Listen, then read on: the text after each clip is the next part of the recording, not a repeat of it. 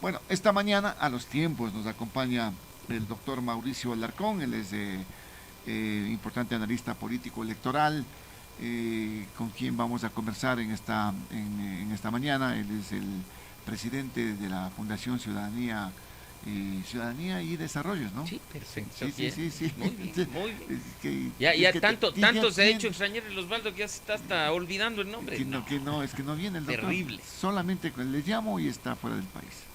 Está fuera del país, digo. Para hacerme Cuando, que me invita para hacerme quedar mal gustado. no, no, ¿Puedes no, creer? no, no, pero yo te digo por lo que es importante. Más bien Es la tomado en realidad cuenta. es que me manda un mensaje Osvaldo y me dice, estás fuera del país porque justo te quería invitar. Bueno, estuvo de observador en los últimos comicios en El Salvador, ¿no? Eso es importante y le había dicho que este proceso era realmente inédito en El Salvador, Sí. 80% de votación a favor del presidente Bukele. ¿Cómo se desarrolló esto allá en El Salvador? ¿Cómo miraste tú este fenómeno político que se tiene en este caso? Democrático.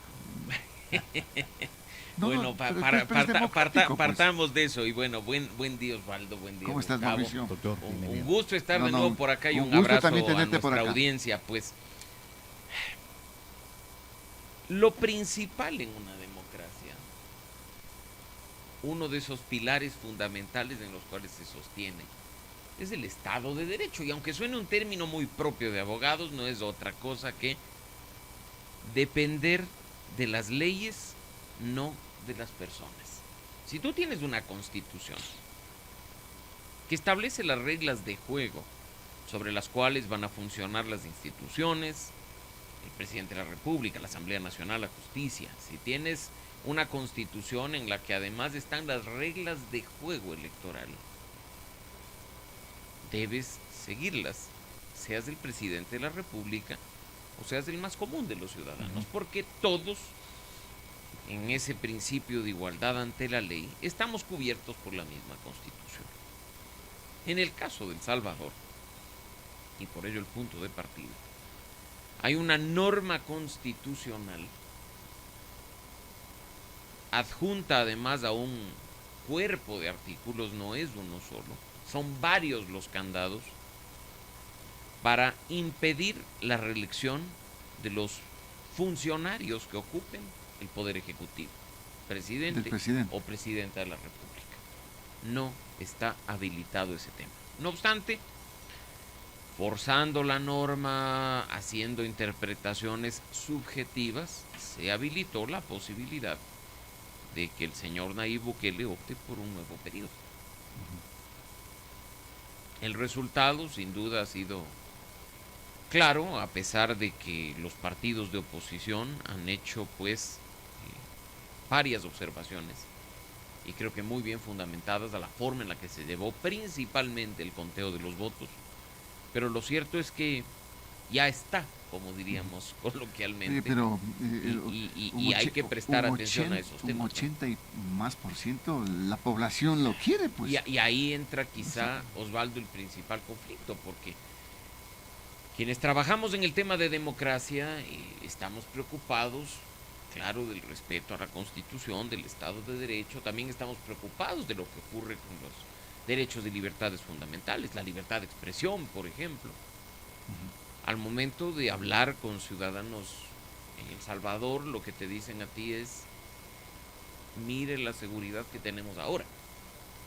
Las maras me quitaron a mi padre, a mi madre, a mis hermanos y pues al fin puedo salir tranquilo a la calle. Me han dejado de extorsionar.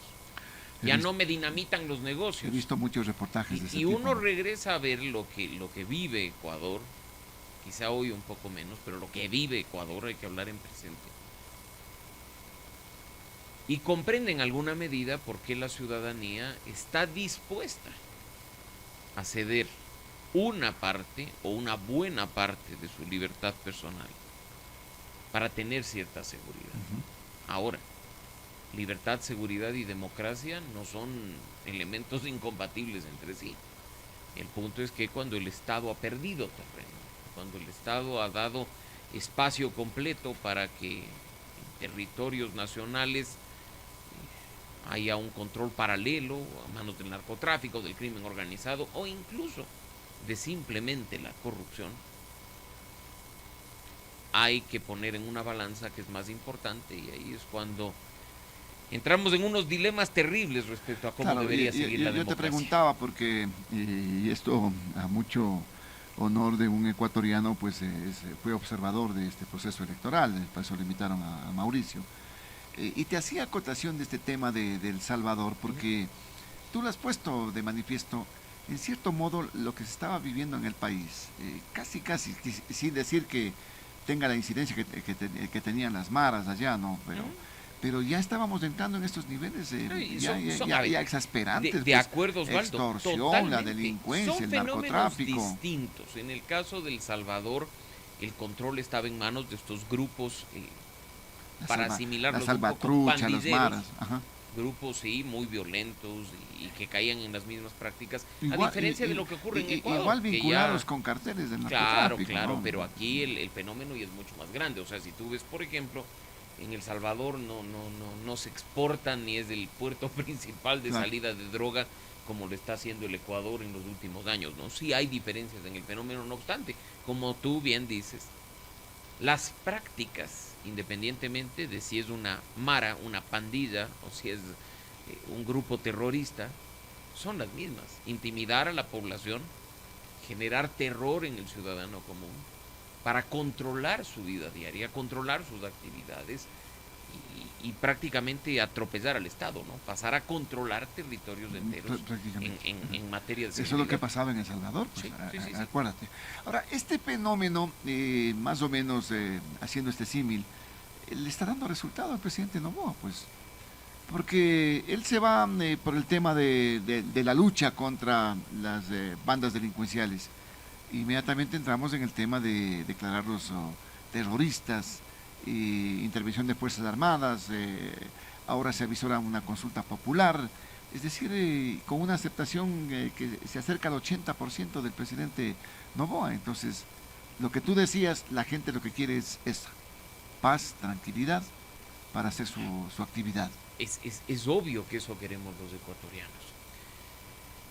Por ello, la popularidad, la credibilidad y la confianza actual, los niveles actuales en el gobierno nacional, porque sin ser un fenómeno nuevo, sin ser un asunto que ha surgido en los últimos meses, sino que ya venía pasando tanto en el gobierno de Moreno como en el gobierno de Lasso, hay un presidente que se anima a no solo decretar un estado de excepción, sino a ir más allá, decretar este estado de conflicto armado interno para poder tomar control efectivo y bastante, diría yo, todavía hay cosas pendientes, pero efectivo de las cárceles, pero tú le ves, poner a los militares afuera y hacer ciertas acciones que han dado algo de resultado. Por las decisiones que toma el presidente Noboa, una especie de voluntad política también con lo de Bukele.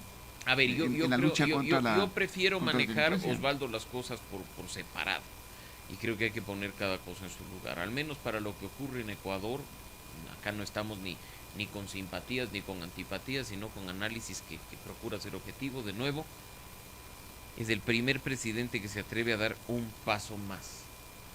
No un estado de excepción más, no, vamos al tema del conflicto armado interno. A todos nos ha dolido la subida de impuestos, entrará en vigencia en las próximas semanas. Ahí nos va a doler más. Cuando ya esté en vigencia nos va a doler efectivamente mucho más, pero en este momento, innegable, más allá de las cifras y los resultados, tú lo mencionabas en la entrevista anterior, con bastante claridad, creo que ha cambiado la percepción que tenemos los ciudadanos en alguna medida respecto al tema de la inseguridad. Escuchemos a un ciudadano, está en línea, 255-4090, 2546-108, habilitado. Buenos días, lo escuchamos. Buenos días, ¿cómo está, licenciado Morocho y licenciado Gustavo? Señor entrevistado, ¿cómo está mi doctor? Bueno, qué bonito que usted... Bueno, 3 puntos y espero que me permitan, no voy a extenderme, pero primero que me permitan los 3 puntos para contextualizar mi comentario. Felicitaciones a usted, doctor, que ha ido como un observador político en El Salvador. Y qué bueno que usted diferencie la situación política del Salvador con la del Ecuador, porque aquí tratan de dimensionar como que fuera el nuevo Bukele con Noboa y no es así. El primero, es que me llama mucho la atención y creo que usted, señor entrevistado, me diga, solo usted que me diga que si estoy equivocado, y espero que no me corte, con un debido respeto, que me diga, sí, en su momento se dijo que se iba a elevar el 15% del IVA para justamente financiar la lucha contra la delincuencia, financiando en este caso a las Fuerzas Armadas y a la policía, y en su momento estaba correcto. Sin embargo, de aquello, después el señor Novoa dijo, no, el 15% es para financiar porque no tenemos plata para pagarnos a los sueldos a los servidores públicos. Ya transparentó esa situación. Luego dijo que sí, tenemos que financiar el presupuesto del Estado para pagar a los multilaterales, para pagar al Fondo Internacional. Ya no era de financiar, ojo con esto, no era de financiar justamente a las Fuerzas Armadas, uno. Segundo, lamentablemente se eleva ya el 15%, se aprueba la Asamblea y, oh sorpresa, se ve la perspectiva de la gente de que ya no hay el mismo resguardo que hubo en su momento y la delincuencia empieza a ganar terreno. Bajo esas circunstancias, me llama la atención que ahora se digan que tiene mucha popularidad.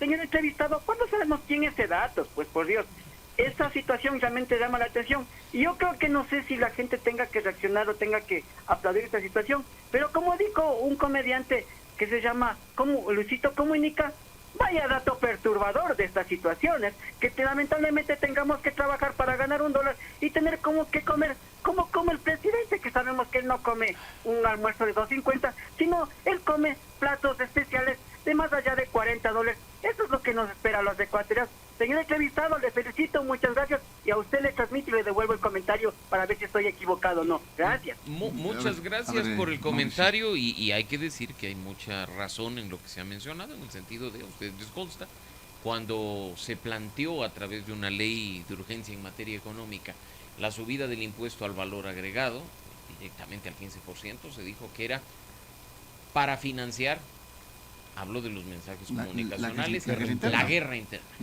Cuando llegó el texto, ya hubo algunas críticas diciendo, a ver, primero, no es temporal, y segundo, ningún artículo menciona que los recursos recaudados adicionalmente se destinarán al tema de seguridad. El gobierno salió con la campaña diciendo, sí, es verdad, la seguridad es lo principal, pero, y ahora sabemos que esta recaudación de 3 puntos adicionales de IVA, que si es realmente efectiva, tengo mis dudas, le dará al Estado aproximadamente 1.500, 1.600 millones de dólares, va a servir para llenar un hueco fiscal.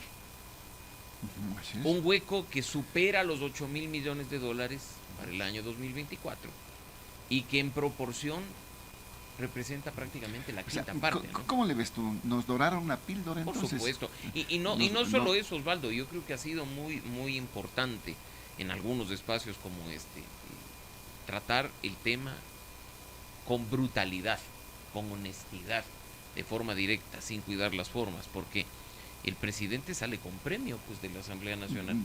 Plantea la subida del IVA y los legisladores dicen, no, o sea, el IVA no, viene en combo. Y venga la contribución especial, y venga la otra contribución especial, y recaude por aquí también. Le vamos a regalar más cosas. O sea, sí, métale la mano al bolsillo de los ecuatorianos, pero a los otros bolsillos también. Como dicen popularmente, de raspar la olla. No, pues salió con arrocera repleta, te diría yo. O sea, salió con arrocera, es un punto que hay que tener en cuenta. Ahora, esperemos, de nuevo, más allá de que nos salgan con esos discursos de si no se sube el IVA, peligra la dolarización, o si no se sube el IVA, peligran los sueldos de los funcionarios públicos, que desde este lado... Pero fue una campaña de confusión absoluta, pues, y salieron quienes han sido partícipes y el que de se opone es Vendepatria. Exacto. Oye, y salieron a decir esto quienes han sido causantes de la tragedia del país, pues. Hay que ser muy claros en ese aspecto. Mira, yo digo, acá el tiempo se encargará de poner cada pieza en su lugar. Osvaldo, Gustavo y amigos, lo cierto es que, y a eso iba en el comentario anterior, lo que nos queda a nosotros, así como sucedió cuando nos subieron el IVA por el terremoto, así como ha sucedido cuando nos han puesto contribuciones especiales y temporales, lo único que nos queda es vigilar que esos recursos no terminen simplemente aumentando el bolsillo de la corrupción, que esos recursos regresen a los ecuatorianos en algo positivo, Salud, en obra pública, en educación. seguridad, en educación, en salud, y que no simplemente sea más oportunidad para que los corruptos que están enquistados en la función pública sigan haciendo de las suyas. Ahora, señalabas el tema del incremento del IVA. Tú viste cómo se dio, no hubieron los votos, después regresó, el presidente finalmente se subió al 13% y finalmente pues con la potestad, solamente con un informe del ministro de Finanzas, subir los 2 puntos más, al 15%. Realmente, Mira los señores nacionales- la confusión que hubo, incluso que salía el uno y decía 13, salía el otro y decía 15, después el uno dijo 13, pero después subimos los otros dos, después han dicho los otros dos son temporales.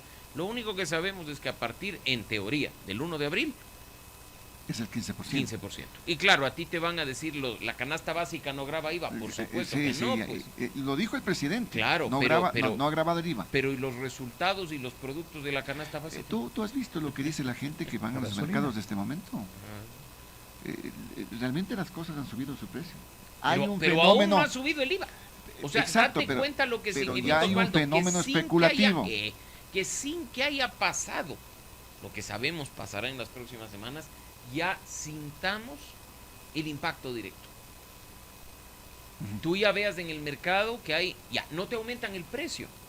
Perfecto. Sigues comprando 50 centavos o $1.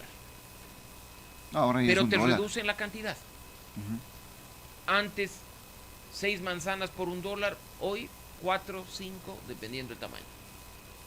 Por citar un ejemplo, quizá tú veas que la cuenta incluso te siga saliendo igual.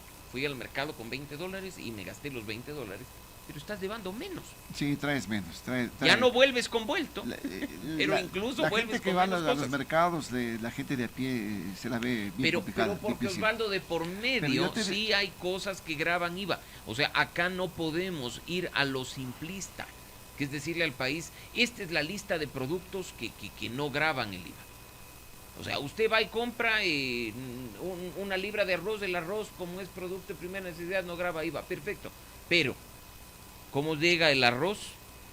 ¿Cómo se distribuye el arroz? Ahí, por ejemplo, viene el tema de... No, pero ya te suben el precio, pues.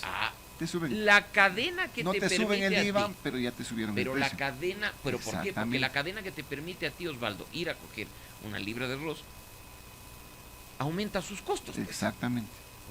Aumenta sus costos. Eso es lo que la Entonces ciudadanía de va pronto a no- ver, no- así no nos digan entiende. que no, un impacto. ¿Cuán fuerte es ese impacto?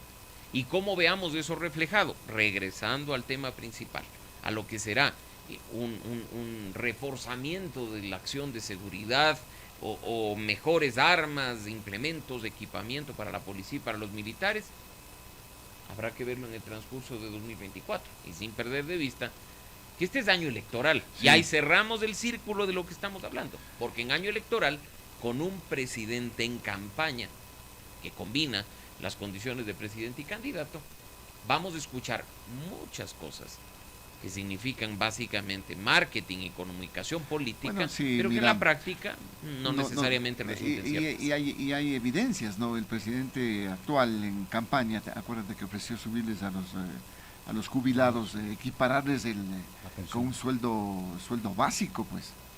Y sucede que ahora en el presupuesto le pone menos plata para el IES. Y el propio presidente del Consejo Directivo del IES ha dicho que pues hay una situación crítica en la que terminará acudiendo a inmobiliar a ver con qué bienes en manos del Estado le pueden pagar alguna parte de la deuda al IES.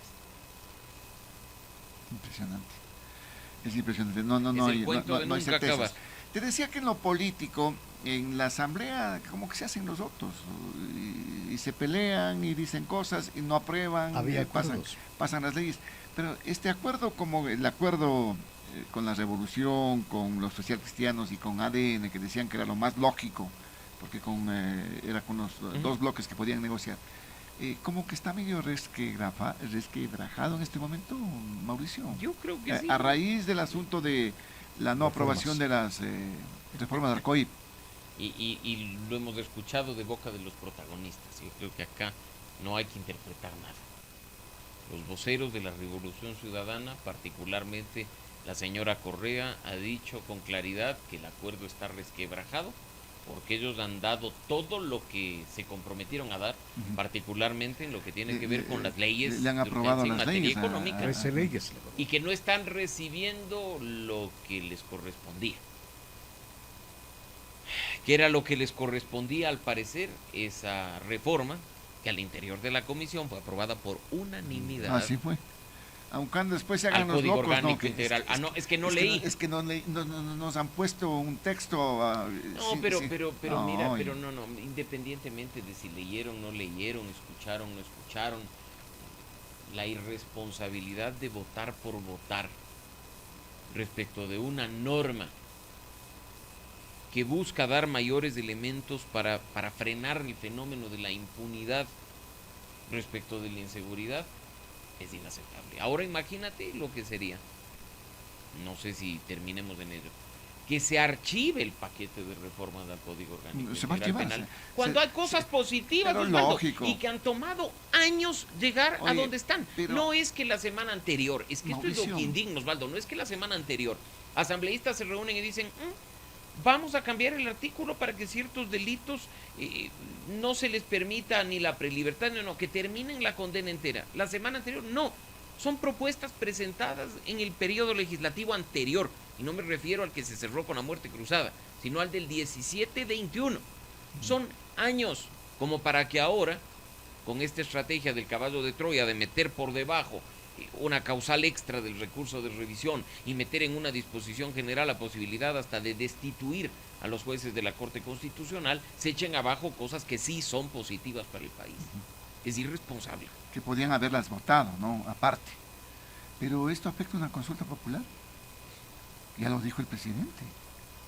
Se iba a torpedear lo que va a ser la consulta popular en temas de reformas del COIB y de seguridad, de Mauricio. Yo no sé si se iba o no se iba a torpedear, más bien yo quisiera que el Ejecutivo me cuente. ¿Por qué si ya al presidente le aprobaron por la vía de la urgencia en materia económica reformas a la ley de extinción de dominio vinculadas al lavado de activos? Esa pregunta consta nuevamente en la consulta popular. ¿Qué le faltó, pues? ¿No tenía él la posibilidad de meter toda la reforma en la ley económica urgente? ¿Qué viene ahora con la pregunta? Con un anexo que no es claro dentro de la consulta. Las preguntas que nos están haciendo son bastante obvias. Para muchos es difícil, prácticamente imposible, decirles que no. ¿Habrá un voto positivo? 80% dicen que tienen algunas preguntas. Pero si el contenido de las preguntas y el contenido de los anexos, no de todos, ojo, es inicuo, es inofensivo. Estamos votando 60 millones de dólares. 60 millones, exactamente. Ese es el mayor reparo que existe, ¿no? Se van a gastar 60 millones de dólares en algo que pudo haberse aprobado en la Asamblea Nacional. Sí, sí, y hay que decirlo. Hay temas polémicos que no se hubieran aprobado, hablemos con claridad. Aquel, por ejemplo, vinculado al trabajo por horas. Hay oposición de ciertos sectores políticos a tema. Yo no creo que eso se hubiera aprobado formalmente en la Asamblea Nacional. Pero yo creo que otros temas sí. Si tú revisas las 10 preguntas que se originan en el Ejecutivo, ojo, en la papeleta recibiremos 11, ya lo vamos a mencionar, pero las 10 presentadas por el Ejecutivo, con seguridad, las 6 primeras, las de consulta, hubieran podido tramitarse de manera directa en la Asamblea Nacional. Pero en ese aspecto se están midiendo los tiempos políticos. Pero por Mauricio. supuesto. O sea, ya estamos con esos 60 oiga, millones pagando la precampaña del señor Novoa, que en cuestión de 24 horas cambió de criterio y de decir que era algo muy meditado el volver a correr por la presidencia, pasó a decir que era una obligación hacerlo. Prácticamente creo que va a decir que le estamos rogando que se lance de nuevo. Oye, esta campaña, esta consulta, le va a dar un espaldarazo, porque estoy más que seguro, salvo que pasa otra Por cosa, supuesto. va a ganar esta consulta el presidente. Todo parece indicar las que sí. preguntas son obvias, como tú dices. Todo parece indicar que sí, pero habrá que ver qué ocurre en el camino, y sí creo que habría diferencia, ganar con el 80 o ganar con el 50, el porcentaje cuenta. Habrá que ver también cómo nos venden el triunfo, cómo lo capitalizan de cara a lo que serán las elecciones generales del 25. Pero hay que estar muy atentos de nuevo a lo que implica el contexto de inseguridad que puede cambiar las cosas de la noche a la mañana, como ha sucedido en varios países del mundo, ¿no? Mira que si uno recuerda los atentados de marzo en España, muchos años atrás, se celebraba la victoria del PP y ya se la daba por sentado, un atentado y perdieron las Y elecciones. se acabó. Y ha pasado situaciones similares en otros países también, no necesariamente de América Latina, donde se da por sentado un triunfo, ocurre un hecho extraordinario donde el gobierno no sabe cómo reaccionar y responder y se pierde una elección. No quiero de ninguna forma decir que esto va a pasar, pero son escenarios volátiles los que tenemos en la coyuntura nacional. Y hay que estar muy atentos de lo que pase. O sea, no hay que dar por sentado que triunfar en la consulta te va a dar la presidencia en el 25. Bueno, te decía, pero son los timings políticos, ¿no? En este caso, una consulta desde luego le va a dar un espaldarazo. Pero, ¿cuán fuerte le ves o, digamos, se disuelve esta mayoría en la Asamblea Nacional y las cosas pueden cambiar? Le veo difícil, yo creo que seguirán actuando en mayoría. Mira que en este momento Pero ¿cuánto estamos metiéndonos en otro tema, pero me parece importante mencionar. ¿Cuánto les conviene a las fuerzas políticas seguir en esta alianza? Y voy a esto, tú me dices, ¿cuánto les conviene seguir en esta alianza? Ayer hasta altas horas de la noche se produjo la discusión a propósito del enjuiciamiento político contra 2 vocales de la Judicatura. Ha habido acusaciones que lo que se intenta es meter mano a la justicia. Si es que hay esos 92 votos para eliminar de la Judicatura, aunque uno ya está fuera. Está fuera, sí. Principalmente Fausto Murillo, se decía que el objetivo era meter a su suplente, que tiene vínculos. La suplente ayer renunció. Irrevocablemente. Si se destituye a Murillo, no hay quien le reemplace. ¿Tú te acuerdas quién mocionó en la terna el nombre de Murillo?